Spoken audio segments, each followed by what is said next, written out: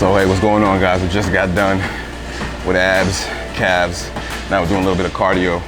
So I just want to address a question that I often get, and I get asked this question quite often, and due to my background, it doesn't surprise me. I used to play football, so people who, knew me from that time, or people who knew of me, so they asked me this question, what do I do for cardio? Do I still do football type conditioning cardio with ladders, drills, sprints, long shuttle conditioning tests and things like that?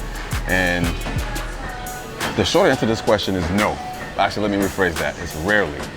But the long answer I'm gonna share with you right now. I learned this lesson my first year at college from my strength and conditioning coach. Shout out to Coach Erickson. So if you're seeing this, thank you. I appreciate the knowledge. Your words did not fall on deaf ears, okay? I still use it today. So I'm gonna share it with you guys. Hopefully it makes sense. Maybe you could benefit from it. So every summer we had the option of either going home, right? Or staying up at school to train with the strength coach, right? So the benefit of staying at school is if you pass the test, then you don't have to do the test right before fall camp starts during double sessions.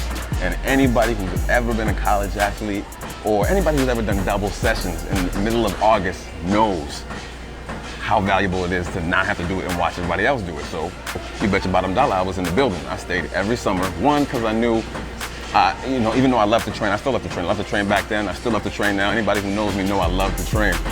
But I knew in my heart of hearts that I couldn't push myself as hard as I would if my strength coach was sitting there, or I wouldn't compete as hard with myself as I would if I'm watching my other teammates who are going hard and competing. And you'll see, obviously, as I keep telling the story, it'll make more sense to you. So you get a level of competition, and you get a bonus by not having to do the conditioning test. And anybody who's done it knows that your ass and your hamstrings are burning by the time the second one comes around.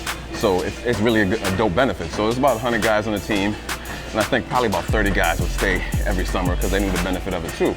So I learned my lesson in the first summer when I was up there. When we came back from fall camp, you had to pass a conditioning test, and it was a 300-yard shuttle. So essentially what this means is you go from the goal line, sprint to the 25-yard line, and back to the goal line. And so you would do this 12 times or up and back 6 times, and you had to pass it. Everybody had different times. So if you were a wide receiver or a defensive back, you had a different time. If you were a running back and a linebacker, you had a different time. And if you were a lineman, obviously, you had a slower time. And so my first year up there, the wide receivers were crushing it. And we had to pass 2 of these, so the wide receivers were crushing it. And I'm looking at them like, wow, they crushed it by like 4 seconds. So I'm like, damn, all right, well, these guys are doing it. I'm trying to compete too. So then I start competing. I crushed my first one, 4 seconds. All right, so we get a 2-minute, 30-second rest. So I come back after 2 minutes, 30 seconds, and I can't pass my second test.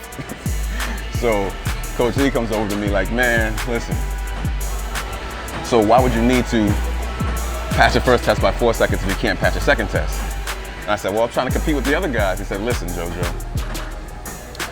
the conditioning test is only to make sure you are ready to play football, right? There's no extra reward for passing this. So it doesn't matter if you pass this 4 seconds early or if you only pass it by half a second. As long as you pass, you don't have to worry about it at camp. And then you're just getting ready for football. So now that I'm older, the next 3 or 4 years, I applied that principle. So I learned a technique, where you go to the goal line, you burst out hard for about 10 seconds, and then you coast. And every time you touch the line, you burst and you coast, and you burst and you coast. So it's the same thing with my cardio. As I got older, I realized I don't need to do all that running, jumping, hopping, and all that stuff, man. I'm not getting ready for football anymore. No linemen jumping on my back, not making cuts in the middle of the hole, and I'm not picking up any blitzes. I'm just getting ready for life, right? So I'm not doing all that crazy shit that you see on the internet people do for cardio, all right? And that's the reason why I rarely do that type of cardio. So you see me right here, I'm looking pretty lean, feeling pretty good, and I'm walking on the treadmill. This is it. It doesn't have to be much more complicated than that, and you still get the work done. So that's pretty much why I do the cardio that I do. Now that you know, you make a decision for yourself, all right? You don't need to do all that crazy bullshit you see on the internet. Slow but sure wins the race every time, baby, every time.